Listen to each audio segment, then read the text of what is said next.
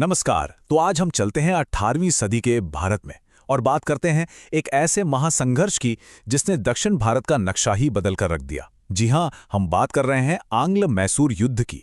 ये सिर्फ 4 लड़ाइयों की कहानी नहीं है, बल्कि ये मैसूर सल्तनत की आज़ादी और ब्रिटिश ईस्ट इंडिया कंपनी की बढ़ती ताकत के बीच एक जबरदस्त टकराव था। तो चलिए इस 32 साल लंबे संघर्ष के हर पहलू को करीब से समझते हैं। तो ये पूरी कहानी एक नहीं बल्कि 4 अलग-अलग युद्धों में बटी हुई थी। और हाँ, ये कोई छोटी मोटी झड़प नहीं थी। ये एक लंबा और जबरदस्त संघर्ष था जो चला पूरे 32 साल। सोचिए जरा, 1767 से लेकर 1799 तक, मतलब एक पूरी पीढ़ी इस संघर्ष को देखते देखते बड़ी हो गई, जिसने इतिहास की दिशा ही बदल दी।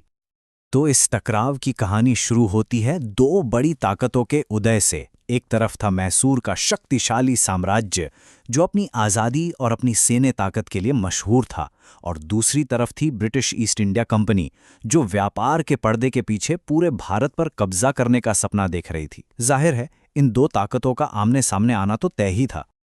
तो पहले आंग्ल मैसूर युद्ध में अंग्रेजों का सामना हुआ मैसूर के शासक हैदर अली से।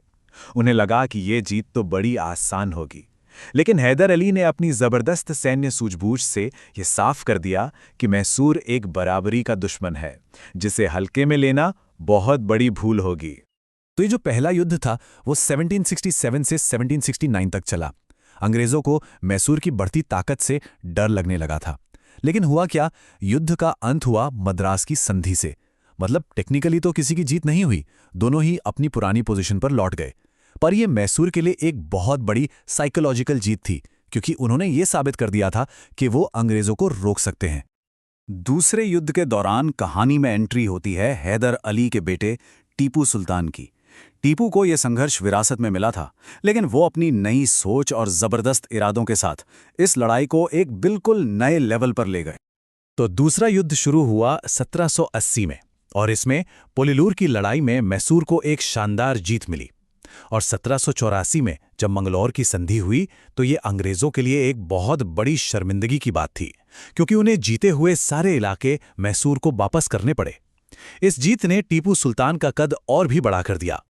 लेकिन तीसरे युद्ध ने सब कुछ बदल कर रख दिया। अंग्रेजों ने अपनी पिछली हार से सबक ले लिया था, और इस बार उन्होंने टीपू सुल्तान को घेरने और उन्हें अपमानित करने के लिए एक जबरदस्त और कह सकते हैं एक खतरनाक घेराबंदी की तैयारी की। और यहां पर जो सबसे बड़ी बात थी वो ये कि टीपू सुल्तान अकेले खड़े थे। उनके खिलाफ एक ऐसा ताकतवर गठबंधन तैयार हो गया था जिसने उन्हें हर तरफ से घेर लिया था। अब उनके लिए बचना लगभग नामुमकिन था। और ये कोई छोटा मोटा गठबंधन नहीं था। इसमें अंग्रेज थे, उनके पुराने दुश्मन मराठा थे, और हैदराबाद के निजाम भी शामिल थे। अब देखिए, टीपू की दोस्ती थी फ्रांस से, और यही बात अंग्रेजों को खटक रही थी। वो भारत में अपने फ्रांसीसी दुश्मनों को कोई मौका नहीं देना चाहते थे, और इसी डर ने टीपू के सारे दुश्मनों को एक साथ ला खड़ा किया। इस तीसरे युद्ध का नतीजा टीपू सुल्तान के लिए वाकई बहुत ही विनाशकारी था। श्रीरंगपट्टनम की संधि ने न सिर्फ उनकी सैन्य ताकत को तोड़ा, बल्कि उन्हें व्यक्तिगत तौर पर भी बहुत जलील किया। ये सिर्फ एक राजनीतिक हार नहीं थी, ये एक बहुत गहरा व्यक्तिगत अपमान था। सोचिए, अपना आधा राज्य तो गया ही, साथ में टीपू को अपने 2 बेटों को अंग्रेजों के पास बंधक बनाकर भेजना पड़ा। इसी अपमान ने आखिरी और निर्णायक टकराव की जमीन तैयार कर दी। और अब हम पहुंचते हैं कहानी के आखिरी पड़ाव पर, चौथा और अंतिम युद्ध। ये वो मौका था जहां मैसूर के शेर ने अपनी आखिरी और सबसे बड़ी लड़ाई लड़ी।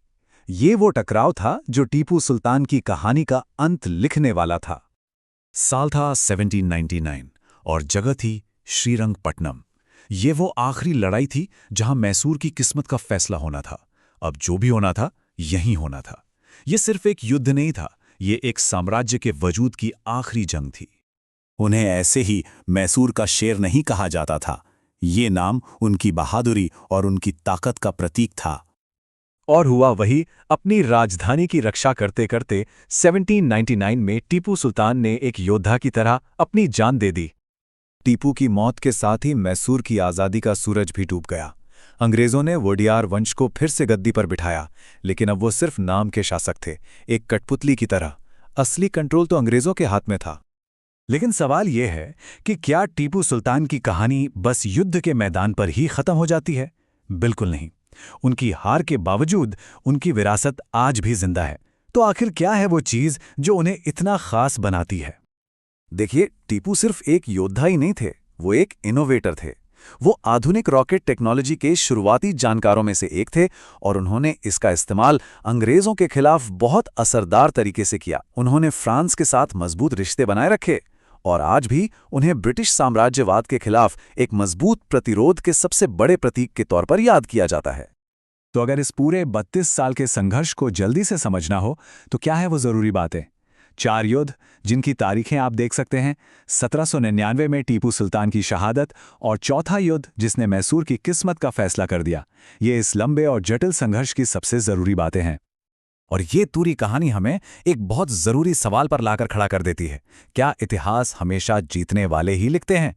टीपू सुल्तान जैसे लोगों की कहानी हमें याद दिलाती है कि कभी-कभी हारने वालों की विरासत भी उतनी ही ताकतवर हो सकती है और वो हमें इतिहास को एक बिल्कुल अलग नजरिए से देखने पर मजबूर करती है।